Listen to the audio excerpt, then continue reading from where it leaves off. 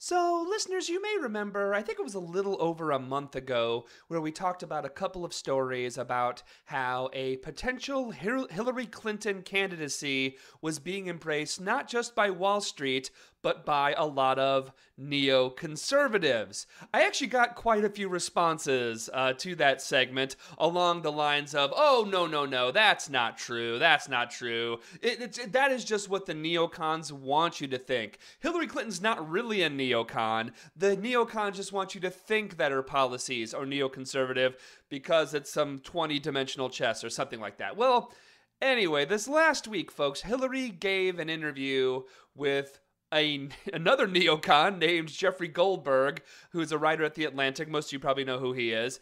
And if you had any doubts about her neoconservativeness on foreign policy, frankly, this interview should put those doubts to rest. If you are a progressive, frankly, this interview should scare you. If you are anti-war, this interview should scare you. If you weren't already scared at the potential Clinton presidency, if you're a progressive, this interview should frighten you. It's very the tone in it is actually pretty harsh here. So let's go to some of the more telling parts of the interview. Reading from Jeffrey Goldberg at The Atlantic, quote, "But she also suggested that she find Obama's approach to foreign policy overly cautious, and she made the case that America needs a leader who believes that the country, despite its various missteps, is an indispensable force for good. At one point, I mentioned the slogan President Obama recently coined to describe his foreign policy doctrine, 'Don't do stupid stuff.' This is what Clinton said about Obama's slogan. Great nations need organizing principles, and don't do stupid stuff is not an organizing principle." End quote. Now, obviously, most of you know that stuff is actually, the actual quote is "don't do stupid blank." I can't say it because we're on terrestrial radio here. But look, and regular listeners, you know, I'm not a fan of President Obama's. I'm not. When it comes to his foreign policy, I don't like his drone policies. I don't like his assassination of American citizens without a trial policy. But when it comes to his overall foreign policy, there's frankly, there's a lot I do not like. But to say that it's not been smarter and less disastrous than George W. Bush's is nuts. Of course it's been better than Bush's, because Bush's was Obama has neoconservative parts of his foreign policy. A lot of it is still imperialistic and neoconservative, but it has been run more intelligently than Bush's have. So, look, after the Bush administration lied us into war, carried out this disastrous war of aggression against Iraq, leading to hundreds of thousands of deaths, leading to the destabilization of the entire Middle East, we're still dealing with that today in Iraq because of George W. Bush's actions.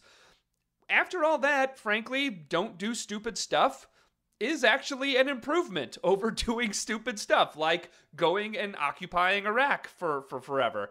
Look, would Obama be better if he stopped the drone policy? Would it be better if he hadn't just ordered airstrikes in Iraq? Of course. There are a lot of things foreign policy-wise that Obama does wrong, but you have to admit, even a progressive like myself admits, Obama's handling of foreign policy is less stupid than Bush's handling of it. I mean, is handled better. The imperialism is handled better under Obama than it was under Bush. I don't think that's necessarily that controversial of a statement here. So, however, let's talk about how Hillary Clinton thinks Obama isn't doing a good enough job in saying how great America is. Hillary said this in The Atlantic again, quote, when you're down on yourself and when you're hunkering down and pulling back, you're not going to make any better decisions than when you're aggressively, belligerently putting yourself forward. One issue is that we don't even tell our own story very well these days. End quote. Yeah, she's right. I wonder, does Barack Obama even think that America's the greatest country in the world. I don't know if he does. I don't know if he thinks that we're the greatest in the world. Sure, America's made some mistakes, like the Iraq War that Hillary Clinton voted for. But just because we're responsible for this massive war that caused hundreds of thousands of dead, just because we destroyed a country, doesn't mean that America's not the good guys, right? Doesn't mean that we're not good. I mean, look, remember, you gotta remember, no matter what, America's the good guys, and I guess that would make the Iraqis the bad guys, or at least some of the Iraqis are the bad guys. The ones that we kill are the bad guys, the ones that we don't kill are the good guys. I mean, this is so ridiculous and so infantile, and this type of political rhetoric just drives me nuts. Speaking of, quote, the bad guys, right? Recently, Obama told Tom Friedman of the New York Times the following about Syria. This is actually a quote from Obama, a good quote from Obama. Again, I'm not saying, when Obama says things that are smart, I'll give him credit here. This is what Obama told Tom Friedman about Syria. Quote, "The idea that we could provide some light arms or even more sophisticated arms to what was essentially an opposition made up of former doctors, farmers, pharmacists, and so forth, and that they were going to be able to battle not only a well-armed state, but also a well-armed state backed by Russia, backed by Iran, backed by a battle-hardened Hezbollah, that was never in the cards," end quote. I agree with that statement. I agree that we should not have intervened. I agree that we didn't intervene in Syria. I think that was the right move. Hillary Clinton disagrees, and this is not new information. She said this in her book.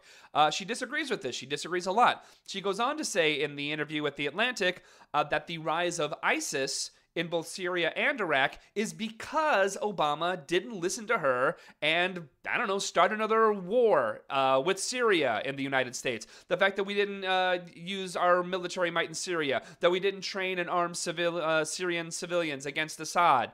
So that's a fun statement. That's a telling statement, right? That she would have had a more aggressive military intervention in Syria than Obama.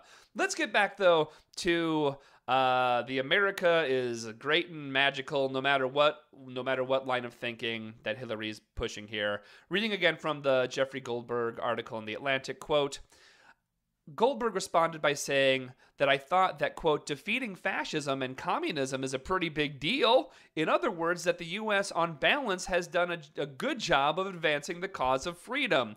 Clinton responded to this idea with great enthusiasm. That's how I feel. Maybe this is old-fashioned. And then she seemed to signal that, yes, indeed, she's planning to run for president. She said, quote, okay, I feel this might be an old-fashioned idea, but I'm about to find out in more ways than one, end quote.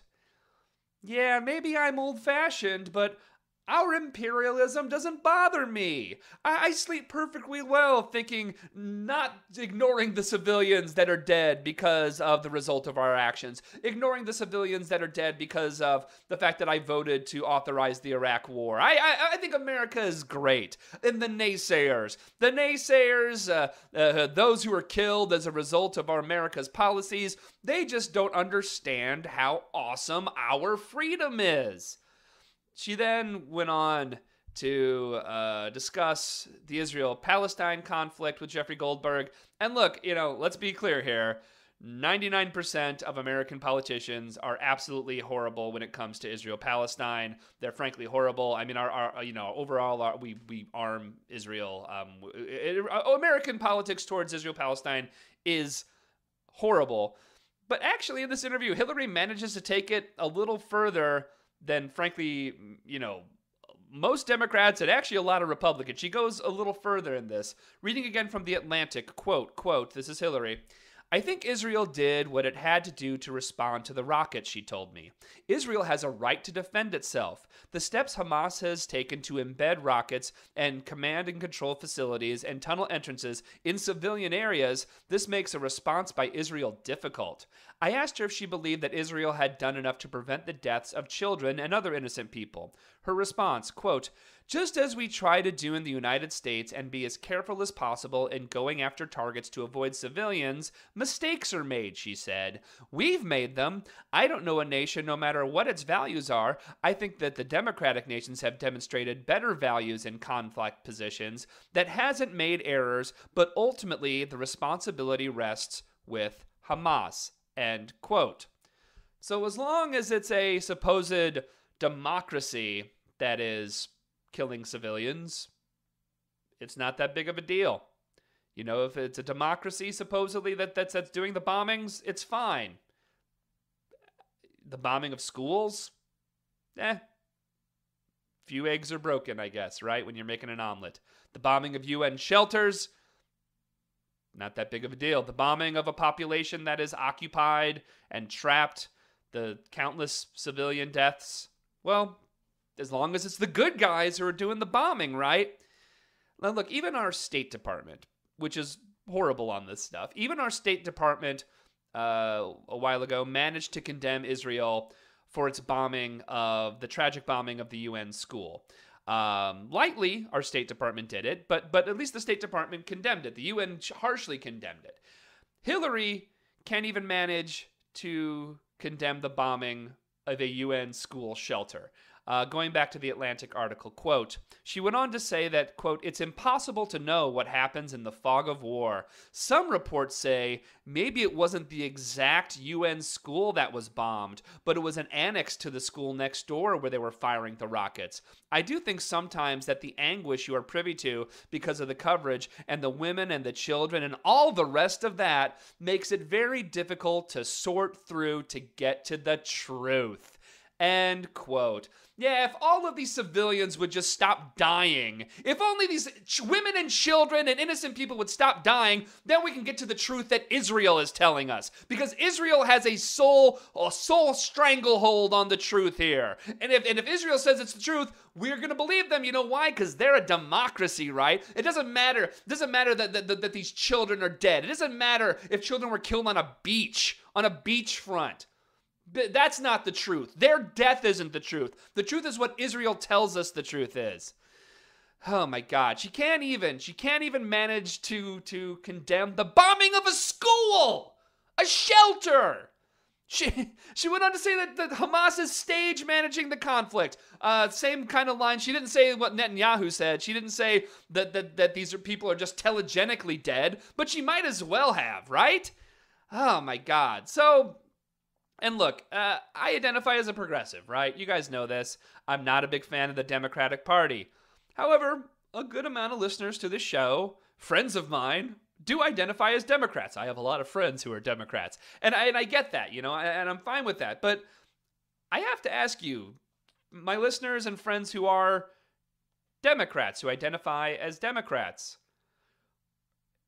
have you read this interview?